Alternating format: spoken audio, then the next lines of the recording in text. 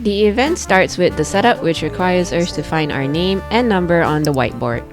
We then inform one of the staff, then we were given an envelope of things, which is the information of our sculptures. I'm starting to feel very nervous. I feel very shaky.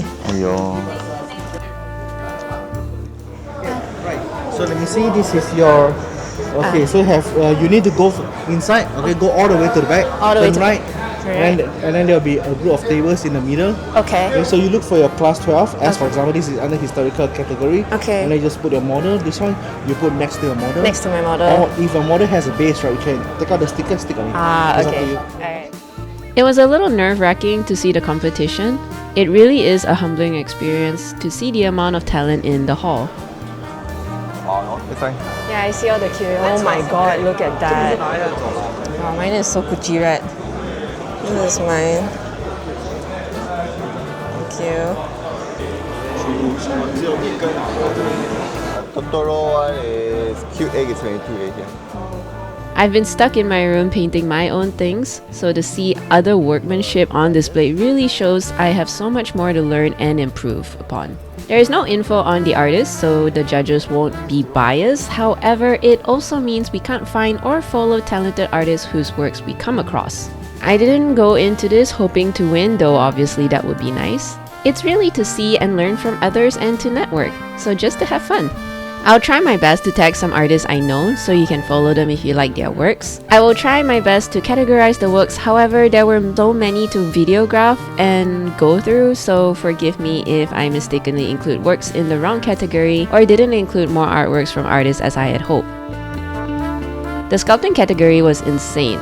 The details were so realistic with texture. The StarCraft one was mind-blowing. It was huge and so detailed. Of course, there was a Warhammer section. Truly beautiful, with some artists adding their own background and raised platforms. They even combined figurines together to make a diorama.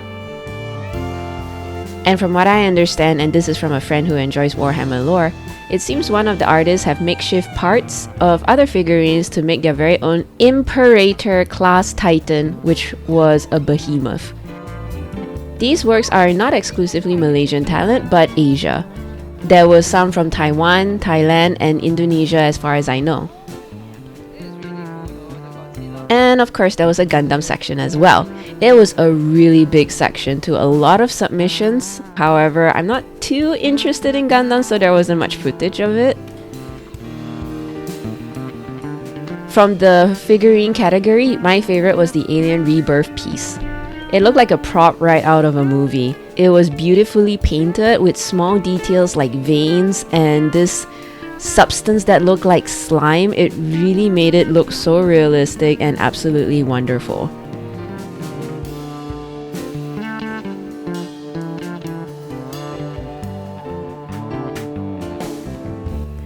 Another was this Japanese Yakuza looking feline with detailed tattoos and realistic glistening eyes. The most abundant applications I saw was from the figurine category.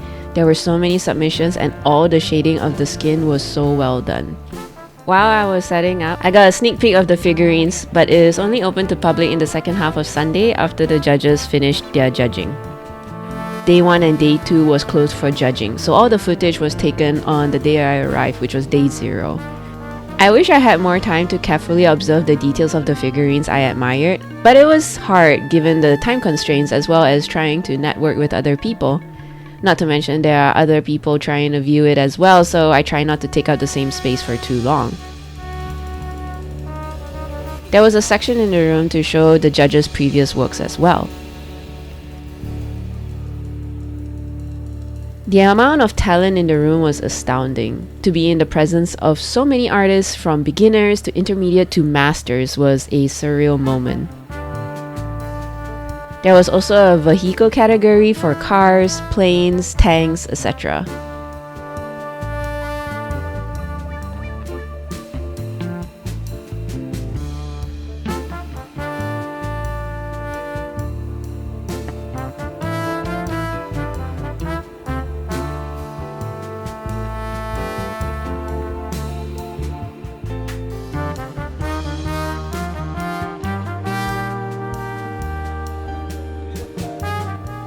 This is where my memory gets a bit fuzzy on the categories. There was a sci-fi section as well as vignette and dioramas.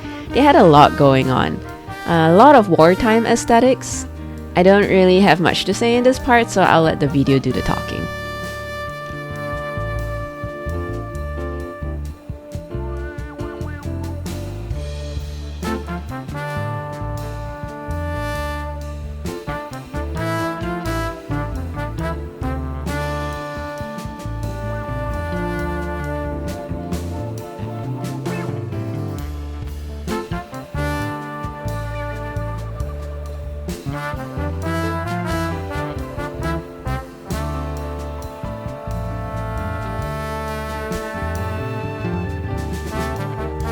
I would like to thank my supporters over at Patreon. Thank you for supporting me and making all this happen. If you'd like to support me as well, you can check out my Patreon. You can also like, subscribe, and hit that bell button, or follow me on these following platforms.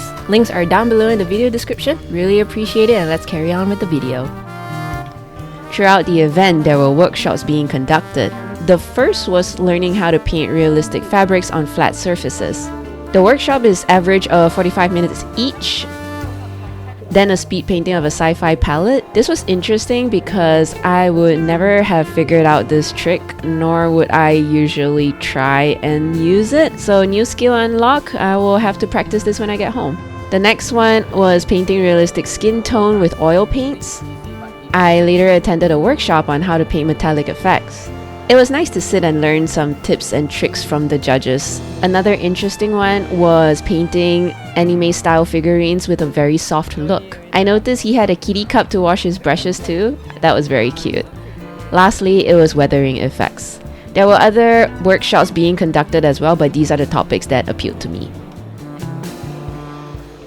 The event also had vendors selling figurines. This store was run by a friend and they have many detailed figurines to paint.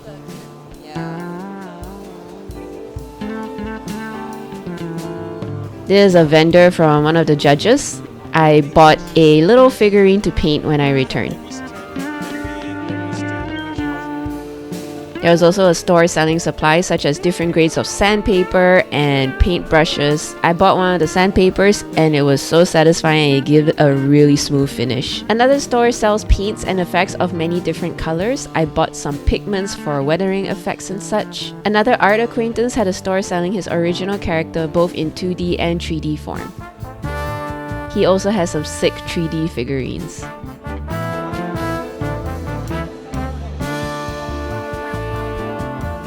On day 2, you will get to see which pieces won something. The judges will give a green sticker next to the information of the artwork, and my sculpture got one. Later, the prize giving commenced. It was great to see my friends win, and I got to go on stage myself.